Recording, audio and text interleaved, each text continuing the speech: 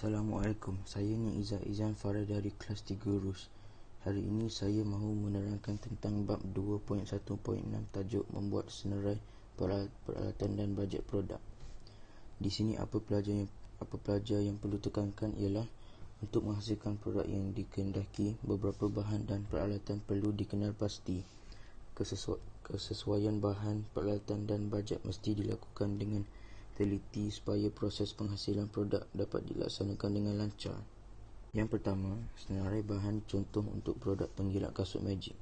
Pada senarai bahan ini, pelajar akan menyenaraikan semua bahan yang akan digunakan untuk menghasilkan produk. Contoh di sini, dia ada menggunakan 16 bahan iaitu kayu, MDF, kepingan akrilik hitam, skru kayu, span, suis tekan tutup, motor AT, bateri A, set gear taji, pemegang bateri, wayar lembar tunggal merah, wayar lembar tunggal hitam, bahan patri, glue PVA, kertas las atau kertas pasir dan kayu.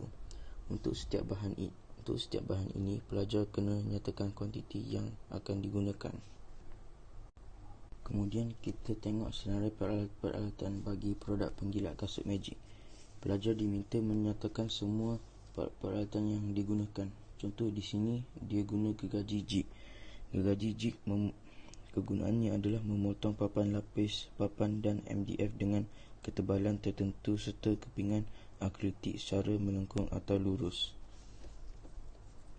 Kemudian pembaris keluli fungsinya adalah menguji keratan permukaan dan memindahkan ukuran kepada bahan kerja. Sesiku air digunakan untuk membuat garisan bersudut tepat, menguji keratan permukaan dan menguji kepersegian. Selepas itu, mesin gerudi digunakan untuk membuat kerja-kerja menggerudi lubang dan memasang skru.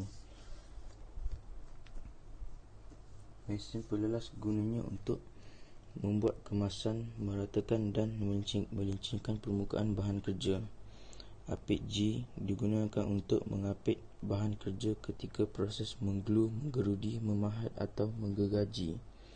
Set memateri elektronik fungsinya adalah memateri komponen-komponen elektronik.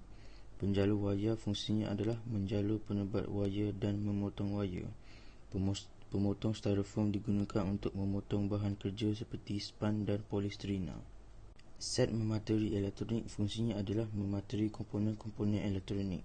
Penjalur wayar fungsinya adalah menjalur penebat wayar dan memotong wayar. Pemotong styrofoam digunakan untuk memotong bahan kerja seperti span dan polistrina. Seterusnya, alas memotong dan pisau pemotong.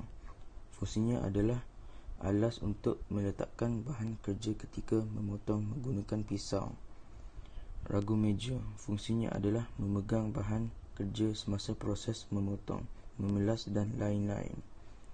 Dan akhir sekali, set lukisan kejuruteraan. Fungsinya adalah peralatan yang digunakan ketika menghasilkan lukisan kerja. Sekarang kita lihat yang ketiga, bajet produk. Bajet ialah anggaran perbelanjaan yang diperlukan untuk memastikan projek yang dijalankan berjaya dan menguntungkan. Di sini belanjawan projek yang akan disediakan. Kos yang terlibat ialah kos bahan, kos upah dan kos overhead. Kita tengok yang pertama, apa itu kaedah unit? Kaedah unit ialah bajet yang dibuat berdasarkan kuantiti barang atau perkhidmatan. Bajet disediakan berdasarkan bilangan unit pengguna, contoh bilangan murid di sebuah sekolah, bilangan pelanggan di dalam sebuah kedai atau bilangan kerusi di dalam sebuah pawagam. Kita tengok contoh pengiraan bagi kaedah unit.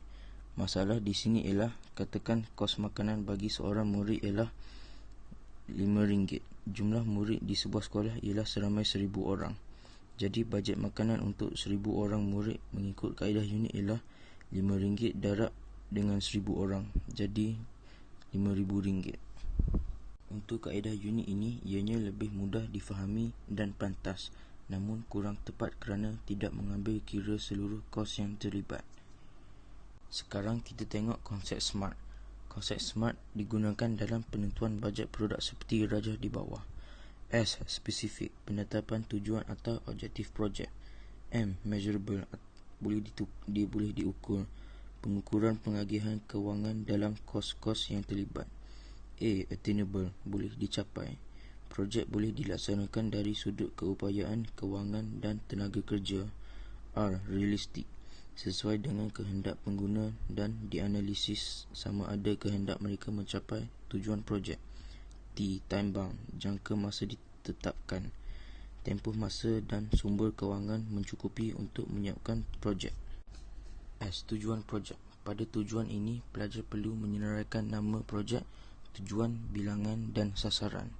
M pula terdiri daripada kos bahan. Pada kos bahan ini, pelajar diminta menyenaraikan semua bahan yang digunakan, termasuklah kuantiti, kos unit dan jumlah bagi setiap kuantiti. Dan pada akhir sekali, kita jumlahkan semua bahan. Kemudian, kita nak kira kos upah. Formulanya ialah bilangan pekerja darab masa darab kos upah sejam darab bilangan hari. Kemudian kirakan kos overhead. Kos overhead ini contohnya bil elektrik dan bil air. Untuk mencari jumlah, kita campurkan semua kos tadi. Contohnya bil elektrik kos sehari RM2, jumlah harinya 10 hari dan dapat RM20. Bil air pula kos seharinya RM1.50, bilangan harinya 10 hari, jadi dapat jumlah RM15. Akhir sekali jumlahkan bil elektrik dan air tadi, kita dapat RM35. Kemudian jumlah modal. Jumlah modal formulanya ialah kos bahan tambah kos upah tambah kos overhead. Dan E, kos jualan, formulanya ialah kos pengeluaran unit produk tambah peratus keuntungan. Jadi untuk A iaitu boleh dicapai. Di sini keuntungannya ialah kos jualan tolak pengeluaran seunit produk dapat RM23.15. Kita tengok realistik ke tak tadi. Jadi di sini gabungan bahan yang mudah diperoleh dengan kemahiran pereka bentuk membuktikan produk ini mampu direalisasikan menjadi produk sebenar. T iaitu tempoh masa. Produk dapat disiapkan dalam tempoh masa yang ditetapkan tanpa melebihi kos yang dianggarkan. Sampai di sini sahaja saya menerangkan tajuk membuat senarai peralatan dan bajet produk. Sekian, terima kasih.